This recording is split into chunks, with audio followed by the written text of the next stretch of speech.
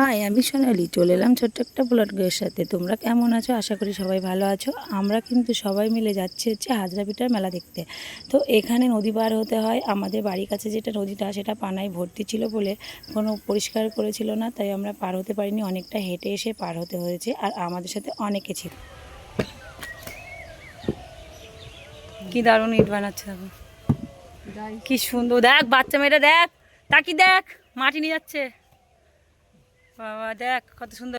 আমাদের সাথে ছিল কে বলছি, আমার মাসি ছিল, দিদা ছিল, মা ছিল, আর মাসির মেয়ে জামাই আসার কথা আছে, আমার বরমাশাইও আসবে। আর আমরা গেছিলাম মেলা দেখতে। প্রথমে পুজো দেবো, এটা হচ্ছে আমার মেয়ের সাথে যাচ্ছে, সেটা আমার মাসি, আর আমার মেয়ে যাচ্ছিল আগে আগে। এবার লাইনে দাঁড়াতে হবে, যেহেতু পুজো দিতে গেলে ভীষণ ভিড় হয়, আর সকালের দিকে বেশি ভিড় হয়, যেহেতু একদিনের মেলাটা হয়।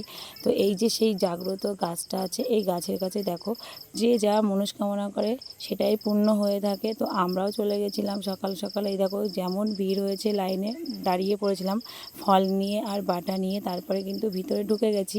দেখো সবাই সবার মতন বসে আছে, আর আমার সাথে গেছিলো আমার ছোট্ট একটা নাতনি।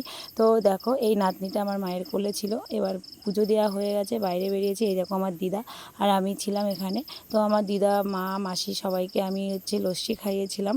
তো লস্যি খাওয়ার পরে কেউ খেলো চকোবার। যেহেতু পুজোর দিনকে কোনো আষ্টে খেতে নেই, আমাদের বাচ্চাগুলোকে খাইয়েছিলাম। আমরা খেয়েছিলাম লস্যি, ঠান্ডা আইসক্রিম, এইসব খেয়ে আমরা কিন্তু মেলা থেকে কেনাকাটা করে তারপরে বাড়িতে এসেছি। কোথায় পাখা, চালন, কুলো এইসবই কিনতে গেছিলাম, যেহেতু ওটা কাঠের মেলা হয়। তো আমাদের মেলাটা কেমন লাগছে তোমরা কিন্তু অবশ্যই কমেন্টস করে বলো। আর এই যে আমার মাসির নাতনি, আবারও আইসক্রিম চকোবার কিনে এনে দিলাম সবাইকে, দিচ্ছিলাম আমি, আমার মেয়েকেও দিচ্ছিলাম। এটা আমার দিদা খাইয়েছিল। তো আমার মেয়ে একটু নকশা করে নিল। এবার আসার সময় আবারও নৌকাতে পার হতে হলো। জলটা কত সুন্দর লাগছে দেখো, ওপারে অনেক লোকজন দাঁড়িয়ে আছে পার হবে বলে। তো ব্লগে টাটা।